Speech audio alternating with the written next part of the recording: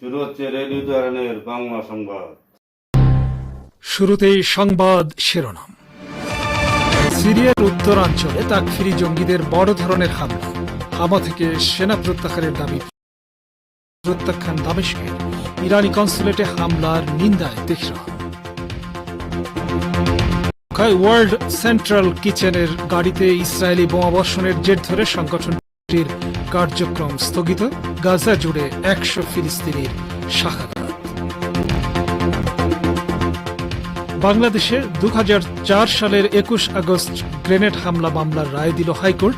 তারেক রহমান ও লুৎফুজ্জামান বাবুর সহ দণ্ডিত সব আসামি খালাস। এবং ভারতের দিল্লি রাজ্যের আসন্ন বিধানসভা নির্বাচনে আম আদমি পার্টি এককভাবে লড়াই করবে বলে ঘোষণা দিলেন আপ নেতা Aurobindo Kejriwal.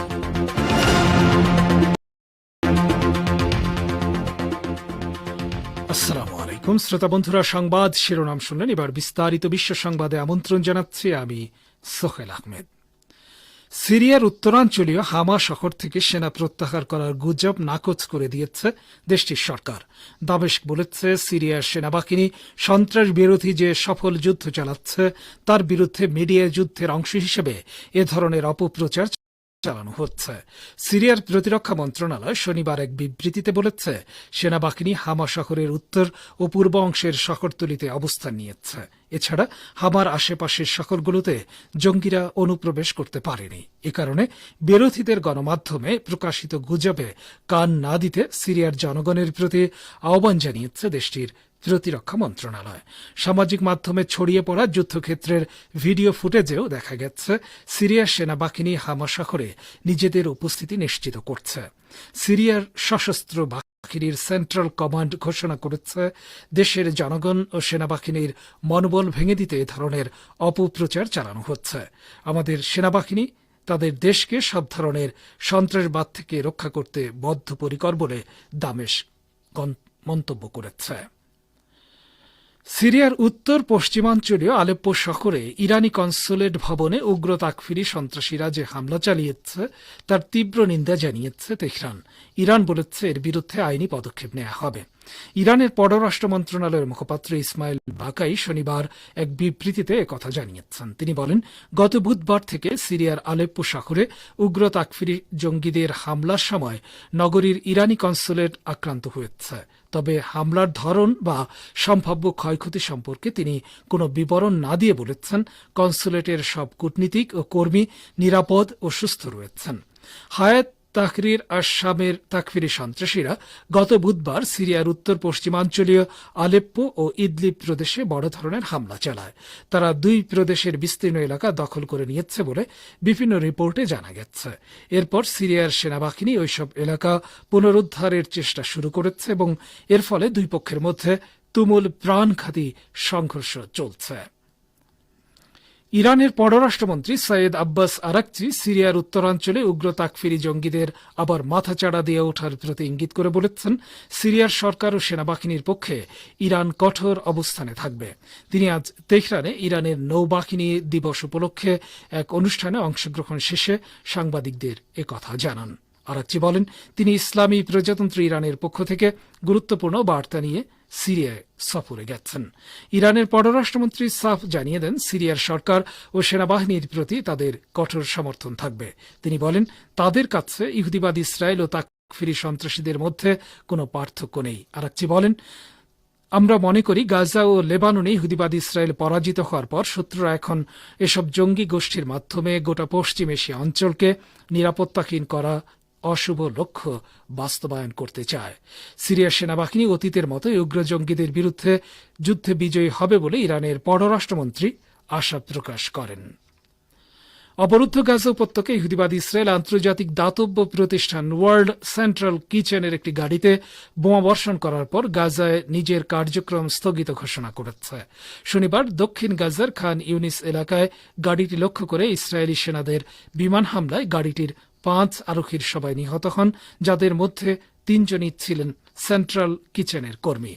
শনিবারই world Central kitchen এক বিবৃতিতে জানিয়েছে তারা এই মুহূর্তে গাজায় তাদের তৎপরতা স্থগিত রাখছে।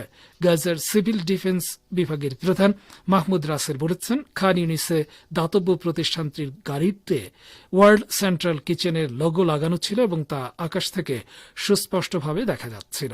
উল্লেখ্য, এই দাতব্য প্রতিষ্ঠানটি কঠোর ইসরায়েলি অবরোধে আক্রান্ত গাজা উপত্যকার অভুক্ত মানুষদের রান্না করা খাবার পরিবেশন করে আসছিল।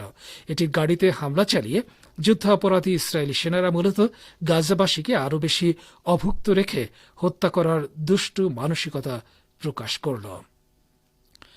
গাজার দক্ষিণাঞ্চলীয় খান ইউনিসের শরণার্থী শিবিরে ত্রাণের লাইনে দাঁড়িয়ে থাকা ক্ষুধার্ত মানুষের উপর বিমান হামলা চালিয়েছে ইহুদিবাদী ইসরায়েলি বিমান বাহিনী। এতে 17 জন সহ গত 24 ঘণ্টায় প্রায় 100 জনের বেশি ফিলিস্তিনি শহীদ হয়েছেন।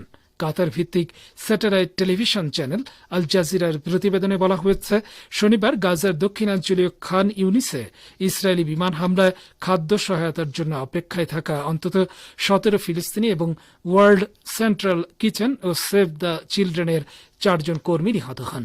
ইসরায়েলি বাহিনী উত্তর গাজার জাবালিয়া শরণার্থী শিবিরেও ভয়াবহ হামলা চালিয়েছে।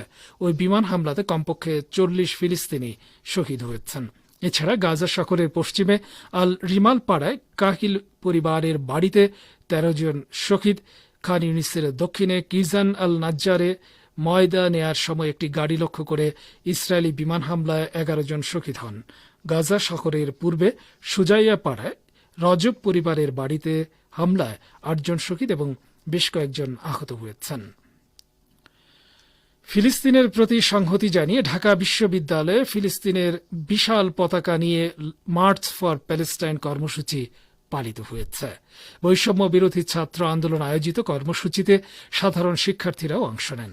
আন্তর্জাতিক ফিলিস্তিন দিবস উপলক্ষে শুক্রবার বিকেলে রাজু ভাস্কর্যের পাদদেশ থেকে মিছিল নিয়ে শিক্ষার্থীরা বিশ্ববিদ্যালয়ের ভিসি চত্বর, ফুলার রোড, শহীদ মিনার হয়ে পুনরায় রাজু ভাস্কর্যে সংক্ষিপ্ত সমাবেশ করেন।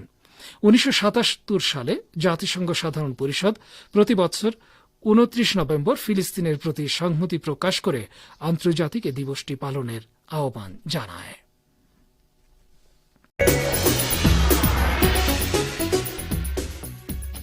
ফিরছি বিশ্ব সংবাদে। বাংলাদেশের রাজধানীতে 2004 সালের 21 আগস্ট গ্রেনেড হামলা মামলায় সম্পূরক অভিযোগপত্রের ভিত্তিতে বিচারিক আদালতের রায় অবৈধ ও বাতিল ঘোষণা করে রায় দিয়েছে হাইকোর্ট। ফলে এই মামলায় বিএনপির ভারপ্রাপ্ত চেয়ারম্যান তারেক রহমান, সাবেক স্বরাষ্ট্র প্রতিমন্ত্রী লুৎফুজ্জামান বাবর সহ দণ্ডিত সব আসামি খালাস পেলেন। আজ হাইকোর্টের একটি বেঞ্চ আসামিদের মৃত্যুদণ্ডাদেশ অনুমোদন বা ডেথ রেফারেন্স বা আপিল আবেদনের উপর শুনানি শেষে এ আদেশ দেন। 2004 সালের 21 আগস্ট তৎকালীন বিরোধী দলীয় নেত্রী শেখ হাসিনার সমাবেশে গ্রেনেড হামলা চালানো হয়। এতে দলটির নেতাকর্মী সহ 24 জন নিহত হন। এ ঘটনায় করা মামলায় 2018 সালের 10 অক্টোবর ঢাকার দ্রুত বিচার ট্রাইব্যুনাল 1 রায় দেন। রায়ে সাবেক স্বরাষ্ট্র প্রতিমন্ত্রী লুৎফুজ্জামান বাবর, সাবেক শিক্ষামন্ত্রী আব্দুস সালাম পিন্টু সহ 19 জনকে মৃত্যুদণ্ড দেওয়া হয়।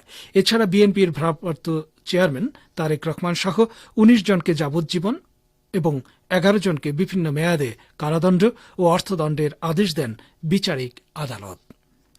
ভারতের দিল্লির বিধানসভা নির্বাচনে আম আদমি পার্টি একাই লড়বে বলে ঘোষণা দিলেন আপ সুপ্রিমো অরবিন্দ কেজরিওয়াল। আগামী বছর 2025 সালের ফেব্রুয়ারির আগেই দিল্লির বিধানসভা নির্বাচন অনুষ্ঠিত হতে পারে, আর তাতে একাই লড়বে আম আদমি পার্টি। আজ এমনই ঘোষণা করলেন অরবিন্দ কেজরিওয়াল। তিনি জানিয়ে দিলেন, ইন্ডিয়া জোট নয়, একাই লড়বে আম আদমি পার্টি। এই প্রথম কেজরিওয়াল এমন সিদ্ধান্ত নিলেন। তার এই মন্তব্যকে তাৎপর্যপূর্ণ বলে মনে করছে ওয়াকিবহাল মহল। মনে করা হচ্ছে এর ফলে বড়সড় ধাক্কা খেল বিরোধী ইন্ডিয়া জোট। এর আগে 2024 সালের লোকসভা নির্বাচনেই পাঞ্জাবে 13টি কেন্দ্রের সবকটিতেই প্রার্থী দেওয়ার সিদ্ধান্ত নিয়েছিলেন তিনি। কংগ্রেস জোট করতে চাইলেও সেই প্রস্তাবে সাড়া দেননি আপ সুপ্রিমো। একই অবস্থা দেখা যায় হরিয়ানাতেও। সেখানে বিধানসভা নির্বাচনে বারবার আলোচনা হলেও আসন ভাগাভাগিতে মতানৈক্য থাকায় জোট সম্ভব হয়নি।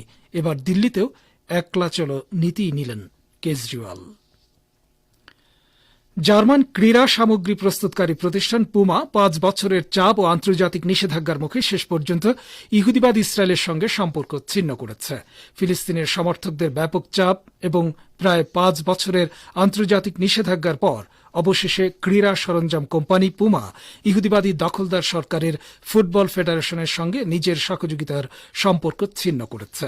পুমা ঘোষণা করেছে চলতি 2024 সাল শেষ হওয়ার পর ইসরায়েলের ফুটবল ফেডারেশনের সঙ্গে নিজের স্পন্সরশিপ চুক্তি আর নবায়ন করবে না। গত 5 বছরেরও বেশি সময় ধরে তেল আবিবের সঙ্গে সহযোগিতা করার কারণে ইসরায়েলকে বয়কট করার বৈশ্বিক আন্দোলনকারীদের তীব্র চাপের মুখে ছিল পুমা। আন্দোলনকারীরা ইসরায়েলের সঙ্গে সম্পর্ক ছিন্ন করার জন্য পুমার প্রতি আহ্বান জানিয়ে আসছিল। ব্রিটিশ পার্লামেন্ট হাউস অব কমন্সের 60 সদস্য ইহুদিবাদ ইসরায়েলের বিরুদ্ধে সর্বাত্মক নিষেধাজ্ঞা আরোপ করার আহ্বান জানিয়েছেন।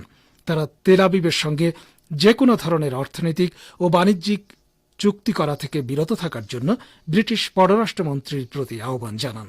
2 স্বতন্ত্র পার্লামেন্ট মেম্বার রিচার্ড বুরগন এবং ইমরান হোসেনের নেতৃত্বাধীন এই 60 পার্লামেন্টারিয়ান ব্রিটিশ পররাষ্ট্রমন্ত্রী ডেভিড লেমিকে একটি চিঠি লিখেছেন। চিঠিতে তারা বলেছেন, বারবার আন্তর্জাতিক আইন লঙ্ঘন করার কারণে ইহুদিবাদ ইসরায়েলের বিরুদ্ধে সর্বাত্মক নিষেধাজ্ঞা আরোপ করতে হবে। ওই চিঠিতে গত জুলাই মাসে আন্তর্জাতিক ফৌজদারি আদালত বা আইসিসির পক্ষ থেকে প্রকাশিত একটি রুলিংয়ের প্রতি ইঙ্গিত করা হয়, যেখানে আইসিসি ফিলিস্তিনি ভূখণ্ডের উপর ইসরায়েলি দখলদারিত্বকে অবৈধ বলেছিল এবং অবিলম্বে ওই দখলদারিত্বের অবসানের আহ্বান জানিয়েছিল।